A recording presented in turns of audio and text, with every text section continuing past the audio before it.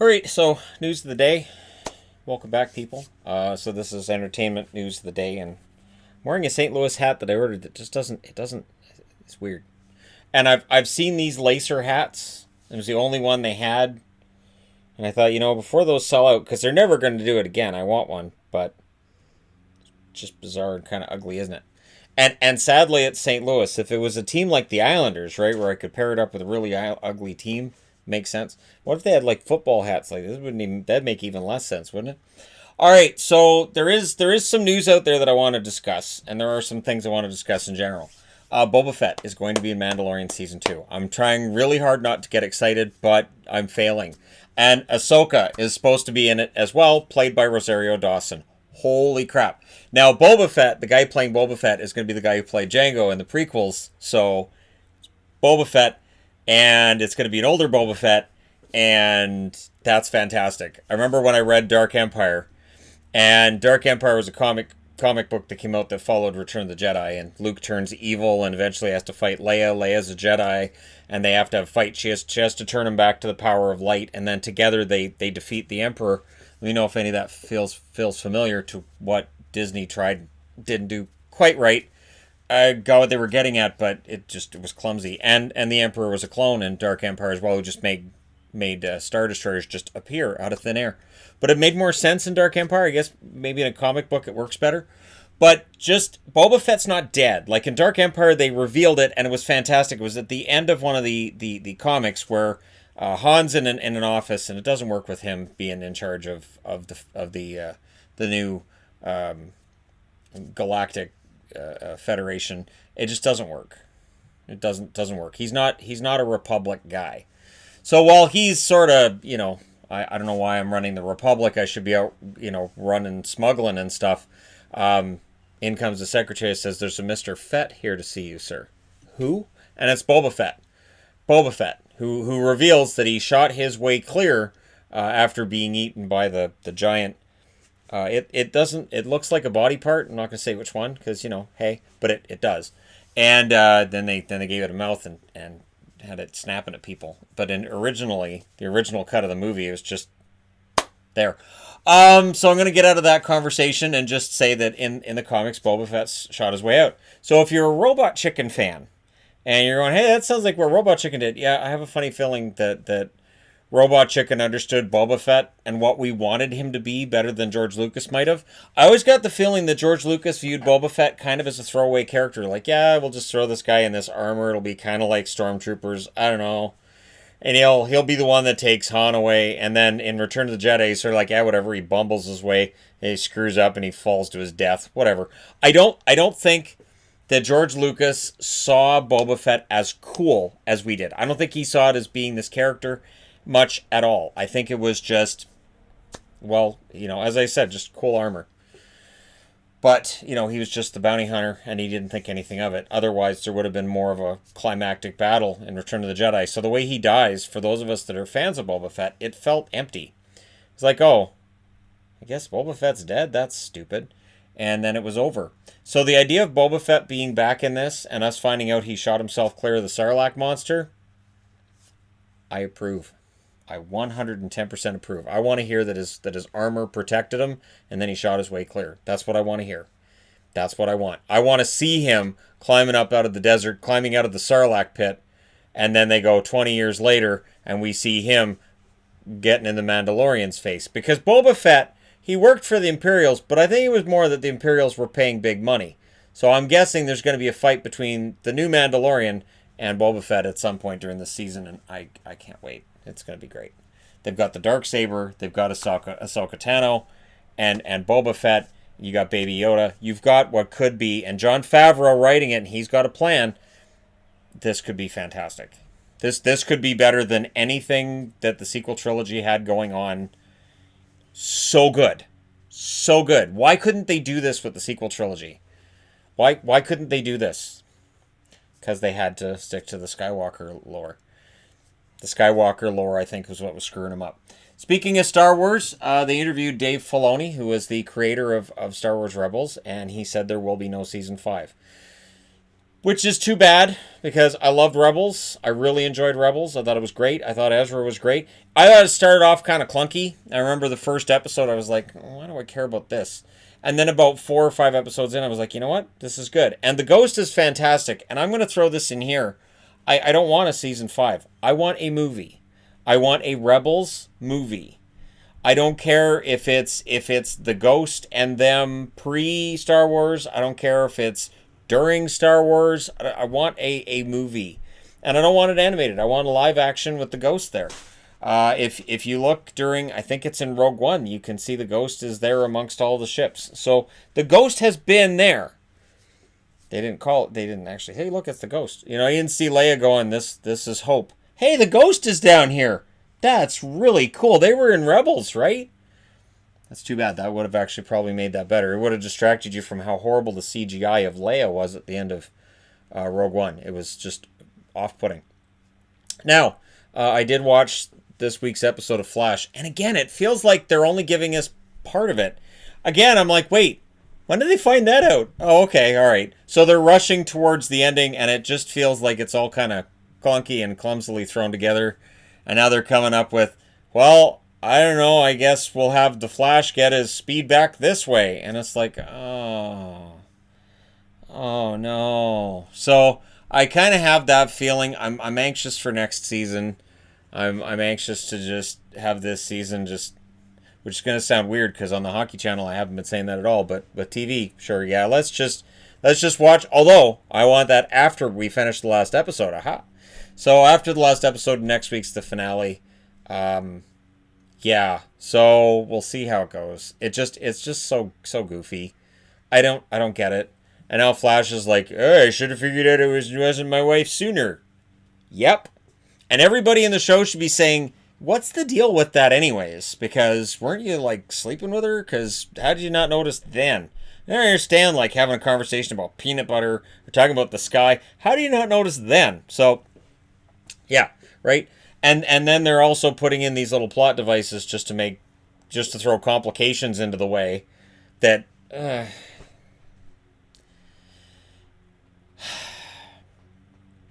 anyhow, I'm also finding it extremely difficult to get through The Office now that I'm into season 7, I believe. And yeah, once Saber takes over, like there's some good things in there, but people are being really mean, especially Pam. Like, there are scenes in that where I'm like, seriously, Pam, knock it off. Holy crap. And then Jim is just, depending on the episode, the characters all just change. They just all complete. I'm starting to think that the theory, and there's numerous theories out there with The Office, that in the episode where Toby's talking about radon and having the detectors and that they keep throwing them out, that the characters become more and more scatterbrained and crazy because it's radon poisoning. I'm starting to think that makes some sense. I do. I'm starting to think that makes some sense. Now, if you're looking at Disneyland, and of course that qualifies as entertainment, Disneyland, Disney World, everything's pushed back till July 1st. So all reservations through June have been wiped out. They're like, nope. So July is the earliest. Now, for me, that affects me because we have a trip planned for August that I have absolutely no belief is actually going to happen. None. We're not getting on a plane. We're not crossing a border. We're not going anywhere. It's not going to happen. So August, the plan was to go to Vegas and then go to Disneyland and have, a few days in Disneyland where it's just my wife and I. We could just relax and walk around and ride a couple rides here and do this and that. I don't know how social distancing would work. And I especially don't know with Disneyland how the rides, I mean, you're going to be sacrificing your capacity and I mean, it's an expensive thing as it is, but the upkeep on all those rides has to be astronomical too. So there has to be a balance between, are we losing money on all the maintenance and on paying everybody to work here if we open and we only allow a third of capacity? And then for me, as somebody that we've already got a reservation, does that mean our reservation disappears? Does our reservation still exist in August? What's going to happen with that? And the rumors are that Disney may just be open to people who are Californians and just make it so Californians who definitely need a break from everything going on around them right now, that it's just open to them when it opens. But again, it's a matter of when. The Disney resort in China was closed for over 100 days and is looking at reopening. But again, it's a very slow phased reopening. I'm not going to get back on Rise of the Resistance. I'm starting to realize that. I'm not going to be on Rise of the Resistance again for years. And if you've ever been on that ride, you know how much that's a heartbreaker. And if you haven't, you don't know the pain. You just don't know the pain. Rise of the Resistance is the greatest ride in the history of rides.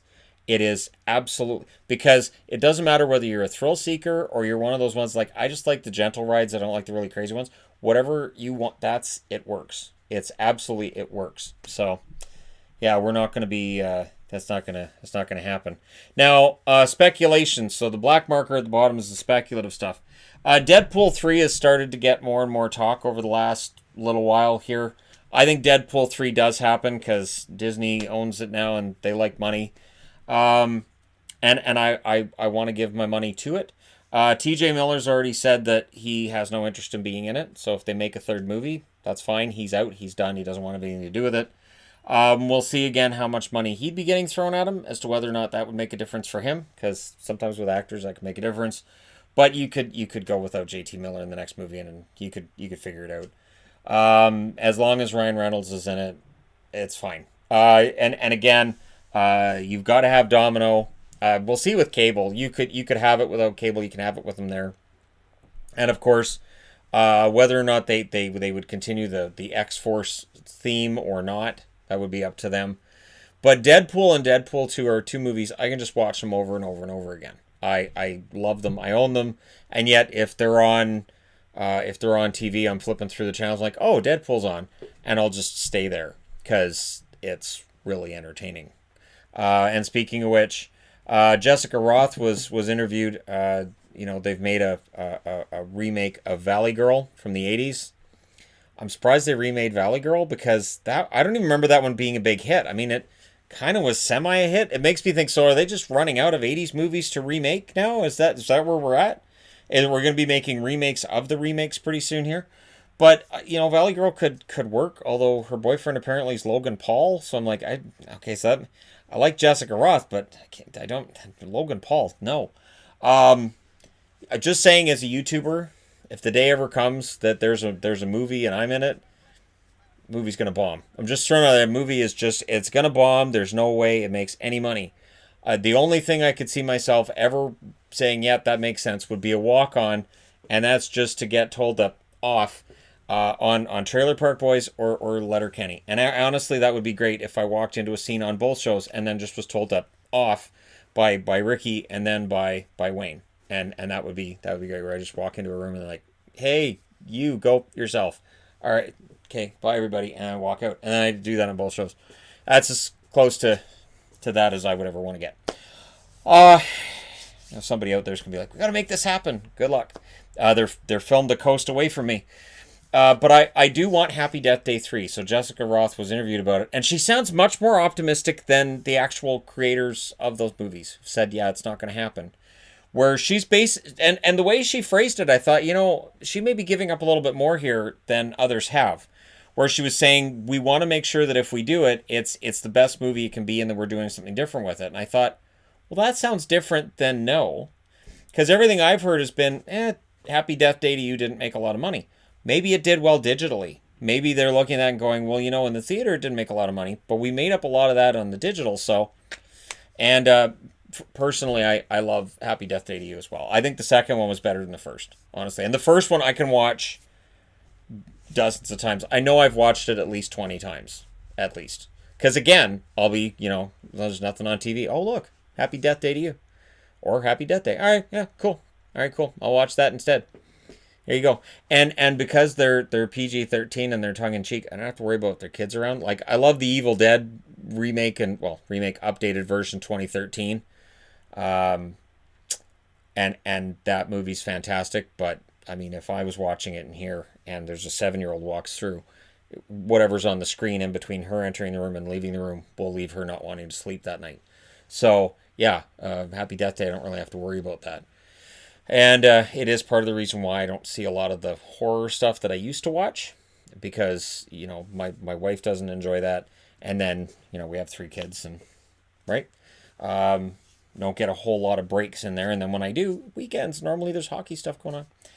Or my wife wants to spend time with me, which is weird. So yeah, I want Happy Death Day 3. I think it could be great. I think what they showed at the end of the second movie, I think you can make a good movie just starting with that.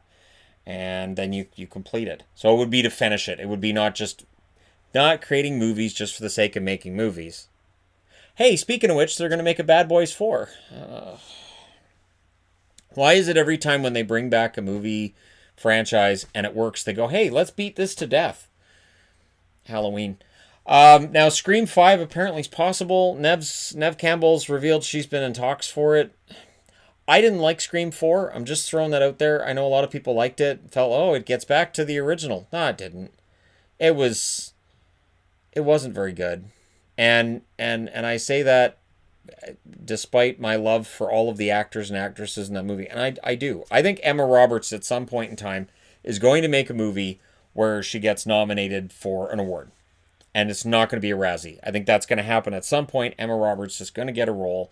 She's going to get something where she just shows how amazing an actress she could be. Just it wasn't Scream 4. And there was the paddles scene. So one thing that drives me nuts is if you know how the paddles and the defibrillators work, they won't just shock everything. They're not made that way. They're not a weapon. So as soon as they're using a defibrillator as a weapon, I'm like, and done. And that's where I check out. And I'm like, okay, they won't do that. They actually look for a heart rhythm, and if the heart's fine, they don't shock. They actually test and go, yeah, we're not shocking. What's wrong? So the killer should have been like, yeah, yeah, your heart's fine. Let's continue to fight. Would have been a much more entertaining scene. But Scream 4 I thought was a mess, and the fact that they're thinking about doing a Scream 5. Please no. Why? Why do they have to continue to just do this? And yet I can't get a Friday the 13th. Why can't I get a Friday the 13th? Why can't they settle the court case of whoever owns the rights? It's not like it's going to make any money anyways. Just settle the rights. Give me the rights. Just give me the rights. I'll go up to Cultus Lake for a weekend. I'll shoot a movie, and it'll be a Friday the 13th movie. And you guys can split all the funds and all the profits. I don't even care if it makes any money. I just want a Friday the 13th movie. I'll even wear the mask. I'll be the shortest Jason ever. I have no problem with that at all. And I'll be half the cast. So I'm cutting the costs right down to nothing almost. I want a Friday the 13th. And yeah, we're going to get a Scream 5. And we're going to get Saw 56. And probably some kind of Paranormal Activity 43. You know, and it'll be like the big climactic scene will just be a marker like being flung through the camera. And it's like, woo, look at where'd that come from? Actually, you know what? That could be the greatest Paranormal Activity movie ever. Just people are talking and walking, and there's just random objects being thrown through the scene. And you could even have it be lazy, so like you see the hand that's flinging it, and people are like, oh, what's over there? And you're thinking, well, I saw a hand throw that. You can see the shadow. You can see boom mics. Just ridiculous. Just dumb.